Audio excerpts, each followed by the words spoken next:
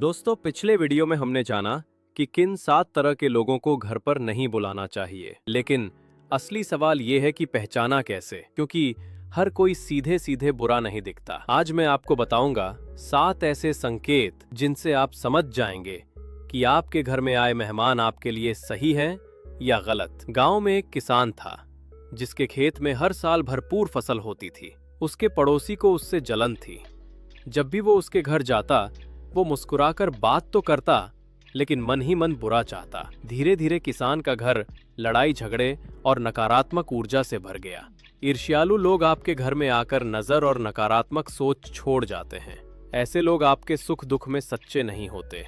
नशे में रहने वाले लोग। एक परिवार ने अपने रिश्तेदार को घर बुलाया। वो हमेशा शराब पीकर आता था। उसकी बातें बच्चों पर बुरा असर डालने लगी। घर का माहौल बिगड़ गया। नशे में डूबे लोग आपके घर की पवित्रता और बच्चों के संस्कार को नष्ट कर सकते हैं। चुगली करने वाले लोग। घर में एक महिला थी जो हर घर जाकर दूसरों की बातें करती थी। लोग उसे खबरों का अखबार कहते थे। जब वो घर आई तो झगड़े भड़क गए, रिश्तों में दरार पड़ गई। चुगली करने वाले लोग आपके घर में कलह और अविश्वास फैला देते हैं। अत्यधिक नकारात्मक लोग। एक व्यक्ति हमेशा कहता, तुमसे कुछ नहीं होगा, जिंदगी बेकार है। उसका घर जाने का मतलब था निराशा का बोझ अपने घर लाना। नकारात्मक लोग आपके घर का उत्साह और सकारात्मक ऊर्जा खा जाते हैं। लालची लोग। एक व्यापारी ने अपने लालची मित्र को घर बुलाया। वो हर बार कुछ न कुछ मांगता ही रहता। लालची लोग केवल अपना स्वार्थ देखते हैं और आपका घर उनका साधन बन जाता है। क्रोधित स्वभाव वाले लोग। एक परिवार ने अपने रिश्तेदार को बुलाया। वो हर बात पर गुस्सा करता, चिल्लाता और घर का माहौल तनाव से भर देता। क्रोधित लोग आपके घर में शांति और मानसिक सुख छीन लेते हैं। धोखेबाज और छल करने वाले लोग। एक आदमी ने अपने मित्र को घर बुलाया। उसने घर का हाल देखा और धीरे धीरे उसकी संपत्ति पर नजर डालने लगा। बाद में वही व्यक्ति धोखा देकर उसका सबसे बड़ा नुकसान कर गया। धोखेबाज लोग आपके घर में कभी विश्वास और सुरक्षा नहीं रहने देते। दोस्तों, घर केवल दीवारों और छत से नहीं बनता, बल्कि घर का असली मतलब है शांति, ऊर्जा और प्रेम। लेकिन अगर घर में गलत इंसान आ जाए तो वही घर दुख और कलह का अड्डा बन सकता है। अगर किसी के आने से घर का माहौल हल्का, प्रसन्न और शांत लगे तो समझिए वो अच्छा इंसान है। लेकिन अगर उसके आते ही माहौल भारी, तनावपूर्ण और चिड़चिड़ा हो जाए तो सावधान हो जाइए। बच्चों पर असर। बच्चे सबसे संवेदनशील होते हैं। अगर आपके घर का बच्चा किसी मेहमान को देखकर खुश हो जाए, उनसे खुलकर खेले, तो वो इंसान अच्छा है। लेकिन अगर बच्चा उनसे डर जाए या चुपचाप हो जाए, ये संकेत है कि उनकी ऊर्जा सही नहीं। बातचीत का तरीका। कुछ लोग घर में आकर प्रेरणा और हिम्मत देते हैं। कुछ लोग घर में आकर चुगली, शिकायत और नकारात्मक बातें करते हैं। याद रखिए, उनकी जुबान उनके दिल का आईना है। चीजों पर नजर रखना। अगर कोई घर में आकर बार बार सामान, पैसों या आपकी चीजों पर नजर डाले तो समझिए वो लालची स्वभाव का है। ऐसे लोग देर सबेर समस्या खड़ी करते हैं। बार बार नशे का जिक्र। अगर कोई व्यक्ति आपके घर में बैठकर केवल शराब, सिगरेट या गुटखा जैसी बातों पर चर्चा करे तो ये आपके परिवार पर बुरा असर डाल सकता है। गुस्सैल या लड़ाकू स्वभाव। अगर कोई मेहमान आते ही बहस करने लगे, गुस्सा दिखाएं या दूसरों को नीचा दिखाएं तो ये आपके घर की शांति छीन लेगा। जाते जाते थकान या ताजगी। ध्यान दीजिए, कोई आपके घर से जाता है, क्या आपको हल्कापन और शांति महसूस होती है या थकान और बोझिलापन? यही असली संकेत है कि उनका असर अच्छा है या बुरा। दोस्तों, जिंदगी में कई बार हम चाहकर भी सबको रोक नहीं पाते। कभी रिश्तेदारी, कभी समाज, कभी मजबूरी के कारण वो लोग भी घर आ जाते हैं जिन्हें हमें नहीं बुलाना चाहिए था। तो सवाल ये है, ऐसे समय में क्या करें? घर की सफाई और पवित्रता बनाएं। जैसे ही ऐसे लोग चले जाएं, घर की हवा को शुद्ध करें। खिड़कियां खोल दें, दीपक जलाएं या धूप अगरबत्ती करें। ये वातावरण की नकारात्मकता को दूर करता है। पानी का उपाय। घर का पानी केवल प्यास बुझाने का साधन नहीं, बल्कि ऊर्जा शुद्ध करने का माध्यम है। ऐसे लोगों के जाने के बाद घर में तुलसी डाला हुआ या गंगा जल छिड़के। इससे नकारात्मक ऊर्जा तुरंत कम हो जाती है। बच्चों को समझाएं। अगर कोई गलत बातें कर गया है तो बच्चों को प्यार से समझाएं कि जो सुना वो सही नहीं है। इससे उनके मन पर बुरा असर नहीं पड़ेगा। अपने मन को शांत रखें। बाहर का माहौल आपके घर को तभी बिगाड़ेगा जब आपका मन उसे पकड़ लेगा। इसलिए उनके जाने के बाद थोड़ी देर ध्यान या प्रार्थना करें। सीमाएं तय करें। अगर कोई बार बार ऐसा करता है तो निम्रता से सीमा तय करें। जैसे, भाई घर में शराब सिगरेट की बातें ना करें, या हमारे यहाँ बच्चों के सामने गाली नहीं दी जाती। अच्छा संग बुलाएं। अगर बुरा संग घर आ गया तो उसके प्रभाव को काटने के लिए अच्छा संग बुलाएं। किसी साधु संत या सकारात्मक मित्र को बुलाएं। उनकी उपस्थिति घर को फिर से पवित्र कर देगी। कृतज्ञता बनाएं। घर की ऊर्जा तब बढ़ती है जब उसमें रहने वाले लोग कृतज्ञ रहते हैं। इसलिए हर दिन भगवान का धन्यवाद करें। हे प्रभु, हमारे घर को शांति और प्रेम से भर दो।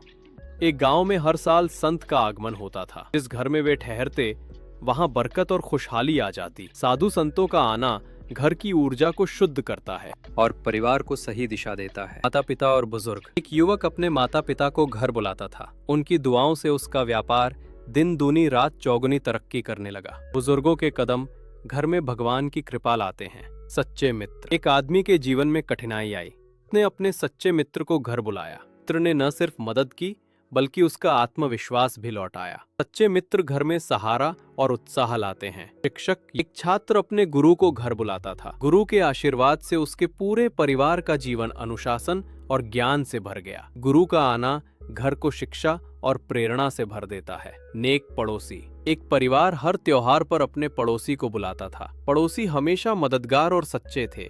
धीरे धीरे उनके घर में मिलन और खुशी बढ़ती चली गई।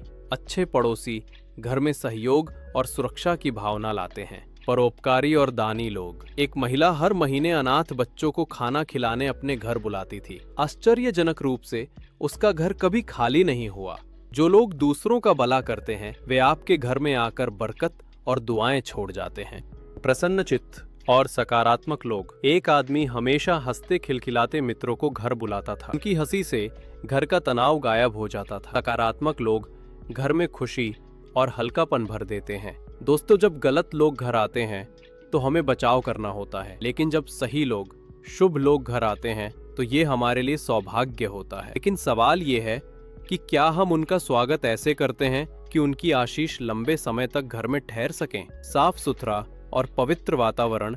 एक साधु गांव आया। जिन घरों में गंदगी और अव्यवस्था थी वहां उन्होंने ठहरना स्वीकार नहीं किया। सही लोग हमेशा पवित्र और स्वच्छ माहौल पसंद करते हैं। घर को साफ रखना ही उनका स्वागत है। नम्रता और मुस्कान से स्वागत। एक बुजुर्ग दादी हमेशा मेहमानों को दरवाजे पर खड़े होकर नमस्ते करती। कहते हैं उनके घर में बरकत कभी कम नहीं हुई। स्वागत सिर्फ शब्दों से नहीं बल्कि नम्रता और मुस्कान से होता है। पानी या कुछ मीठा परोसना भारतीय परंपरा कहती है अतिथि देवो भव। सही लोग आए तो उन्हें जल, फल या कुछ मीठा जरूर परोसे। ये जेस्चर आपके घर की उदारता दिखाता है। बातचीत में सम्मान। एक युवक हमेशा अपने गुरु से बहस करता था। धीरे धीरे गुरु उसके घर जाना बंद कर दिए। सही लोगों के आने पर उन्हें सम्मान से सुने।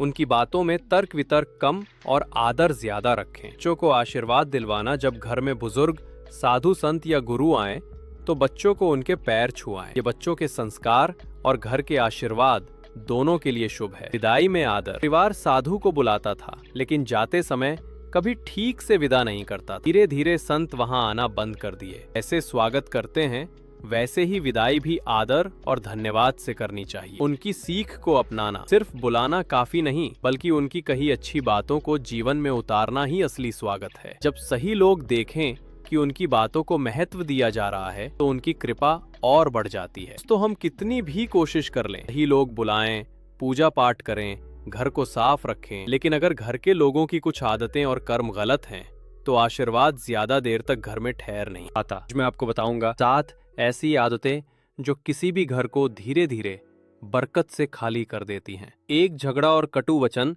एक परिवार रोज लड़ाई करता था। साधु वहां आए लेकिन टिके नहीं। बोले जहां कलह है वहां भगवान कैसे रह सकते हैं। घर में झगड़े और कड़वे शब्द आशीर्वाद को भगा देते हैं। कृतज्ञता। अगर घर के लोग भगवान, माता पिता और मेहमानों के प्रति आभार नहीं जताते तो धीरे धीरे बरकत कम हो जाती है। कृतज्ञता ही आशीर्वाद को खींच कर रखती है। 3 आलस्य और गंदगी। गंदा और अस्त व्यस्त घर सकारात्मक ऊर्जा को रोक देता है। स्वच्छता सिर्फ बाहर की नहीं बल्कि मन की भी जरूरी है। 4, झूठ और धोखा। एक व्यापारी घर पर पूजा करवाता था लेकिन ग्राहकों को धोखा देता था। धीरे धीरे उसका व्यापार डूब गया। झूठ और छल से अर्जित घर की कमाई आशीर्वाद को टिकने नहीं देती। 5, नशा और बुरी संगत। अगर घर के सदस्य शराब, सिगरेट या गलत संगत में रहते हैं, चाहे कितनी भी पूजा हो, घर की शांति टूट जाती है और बरकत भाग जाती है। 6, बुजुर्गों और मेहमानों का अपमान। जहाँ बुजुर्गों का सम्मान नहीं होता वहाँ उनकी दुआएं नहीं टिकती। ये घर जल्दी ही खालीपन और परेशानियों से घिर जाता है। 7, नकारात्मक सोच और शिकायतें। अगर घर के लोग हमेशा शिकायत करें हमारी किस्मत खराब है, तो धीरे धीरे घर की ऊर्जा और सौभाग्य सूख जाता है। दोस्तों, इस जीवन में सबसे बड़ा खतरा उन लोगों से होता है जो अधर्म के रास्ते पर चलते हैं। पाप को वे पाप नहीं मानते बल्कि गर्व से उसका बखान करते हैं। ऐसे लोग अगर आपके घर आएंगे तो घर की शांति, घर की ऊर्जा और घर की पवित्रता सबको नष्ट कर देंगे। भगवान बुद्ध ने कहा था, अधर्मी का संग अधर्म की ओर ले जाता है, जैसे कीचड़ में गिरा कमल भी गंदा दिखने लगता है। पापी व्यक्ति की विशेषताएं क्या है? वो दूसरों का नुकसान करके भी खुश होता है। झूठ बोलना, छल करना, धोखा देना उसकी आदत होती है। धर्म, पूजा, साधना, सत्संग सब व्यर्थ लगते हैं। अपने पापों को छुपाता नहीं बल्कि दूसरों को भी उसी राह पर ले जाना चाहता है। सोचिए, अगर ऐसा व्यक्ति आपके घर आएगा तो आपके बच्चों के मन पर क्या असर पड़ेगा? बच्चे उसी की बातें सीखेंगे। घर का माहौल भारी और नकारात्मक हो जाएगा। इतिहास में एक उदाहरण है, रावण। वो परम ज्ञानी था, शिव भक्त था, लेकिन जब अहंकार और अधर्म उसके जीवन में आया तो उसने अपने पूरे वंश को विनाश की ओर धकेल दिया। यही होता है जब अधर्मी व्यक्ति परिवार या समाज में जगह पाता है। इसलिए अगर आप अपने घर की शांति चाहते हैं तो कभी भी ऐसे व्यक्ति को अपने घर ना बुलाएं जो अधर्म के रास्ते पर चलता हो। पापी का संग पापी ही बना देता है।